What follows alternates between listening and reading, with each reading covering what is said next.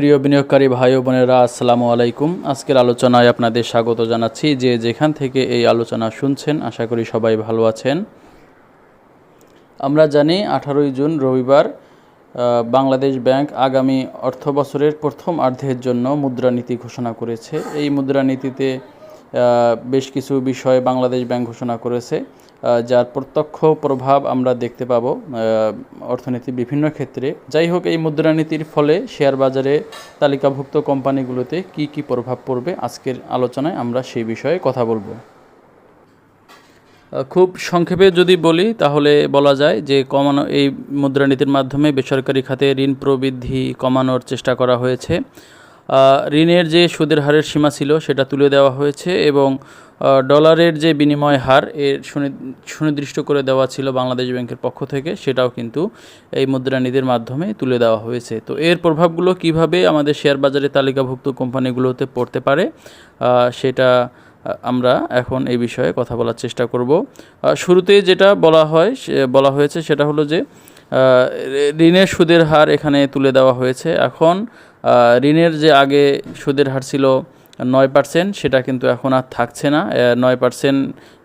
এর পরিবর্তে এখন যেটা করা হয়েছে যে 182 দিনের যে ট্রেজারি বিল রয়েছে, এই ট্রেজারি বিলের যে সুদের হার রয়েছে এর সঙ্গে ব্যাংকগুলো 3% যোগ করে এবং আর্থিক প্রতিষ্ঠানগুলো 5% যোগ করে সুদ নিতে পারবে বা মুনাফা নিতে পারবে।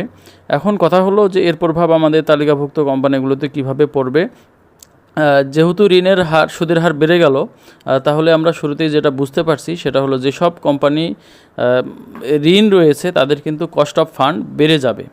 অর্থাৎ যেসব কোম্পানি বিভিন্ন ব্যাংক বা আর্থিক প্রতিষ্ঠান থেকে ঋণ নিয়ে তাদের ব্যবসা পরিচালনা করছে, তাদের কস্ট অফ ফান্ড বেড়ে যাওয়ার কারণে তাদের কিন্তু এক্সপেন্ডিচার বেড়ে যাবে। ইন্টারেস্ট প্রদানের জন্য এক্সপেন্ডিচারটাও কিন্তু তাদের বেড়ে যাবে। এখন এই কোম্পানিগুলো যদি তাদের আয় বাড়াতে না পারে তাহলে কিন্তু ইনকামে এর নেতিবাচক একটা প্রভাব পড়তে পারে। ঠিক একইভাবে যেসব কোম্পানি তাদের ক্যাশ এবং ক্যাশ ইকুইভ্যালেন্ট অ্যাসেট রয়েছে তাদের কিন্তু আবার এটা একটা পজিটিভ প্রভাব আমরা তাদের ক্ষেত্রে দেখতে পাবো। কারণ দেখা যাচ্ছে যে ঋণের সুদের হার উঠে যাওয়ার আগেই কিন্তু ডিপোজিটের যে 6% রেট ছিল সেটা কিন্তু আরও আগে উঠে গেছে।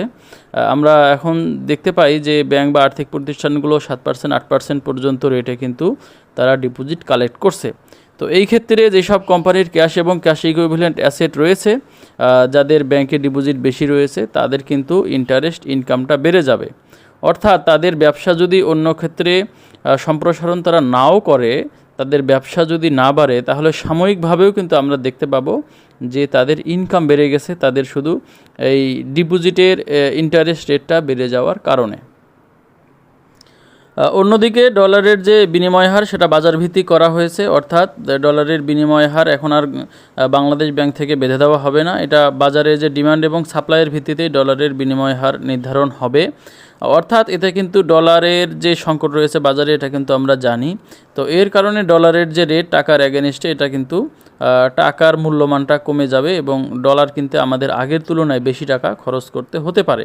তো এর প্রভাবটা কিভাবে পড়বে? এর প্রভাবটা হচ্ছে যাদেরকে আমদানি করতে হয় কাঁচামাল, তো সেসব কোম্পানির কিন্তু কাঁচামাল আমদানি বাবদ ব্যয়টা বেড়ে যেতে পারে। আবার ঠিক একইভাবে যেসব কোম্পানি তারা রপ্তানি করে, তাদের এখানে আবার তাদের একটা পজিটিভ দিক আমরা দেখতে পাবো। তাদের রপ্তানির এগেনস্টে কিন্তু যেহেতু টাকার মূল্যমান কমে যাচ্ছে, তাদের কিন্তু সেখান থেকে আয় বাড়বে। এখন প্রশ্ন হলো যে বিনিয়োগের ক্ষেত্রে তাহলে আমাদেরকে সিদ্ধান্ত কিভাবে নিতে হবে?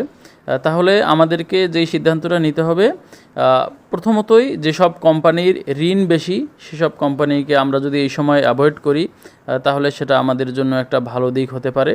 ঠিক একইভাবে যেসব কোম্পানির ক্যাশ এবং ক্যাশ ইকুইভ্যালেন্ট অ্যাসেট বেশি, সেখানে যদি আমরা বিনিয়োগ করি দেখে শুনে, তাদের অন্যান্য ক্রাইটেরিয়া যদি বিনিয়োগের ঠিক থাকে, তাহলে কিন্তু সেখান থেকে আমরা পজিটিভ একটা আউটকাম পেতে পারি। ঠিক একইভাবে যেসব কোম্পানির কাঁচামাল আমদানি নির্ভর, ইন্টারন্যাশনাল মার্কেট থেকে আমদানি করতে হয়, সেগুলো আমরা যদি সাময়িকভাবে অ্যাভয়েড করি, বরং আমাদেরকে এখন দৃষ্টি দিতে হবে যেসব কোম্পানির কাঁচামাল ডলার কেনার জন্য ডলার খরচ করতে হয় না, লোকাল মার্কেট থেকে যারা কাঁচামাল সংগ্রহ করে, এবং ঠিক একইভাবে যেসব কোম্পানির উৎপাদন বিক্রিত পণ্য, উৎপাদিত পণ্য যারা ইন্টারন্যাশনাল মার্কেটে রপ্তানি করে সেখান থেকে তারা ডলার ইনকাম করে, তাহলে কিন্তু ডলারের অ্যাগেনস্টে তাদের আয়টাও বাড়বে। সর্বোপরি কথা হলো আমাদেরকে খেয়াল রাখতে হবে যেসব কোম্পানির ক্যাশ এবং ক্যাশ ইকুইভ্যালেন্ট অ্যাসেট বেশি আছে সেসব কোম্পানিতে এখন আমরা বিনিয়োগের জন্য দৃষ্টি দিতে পারি।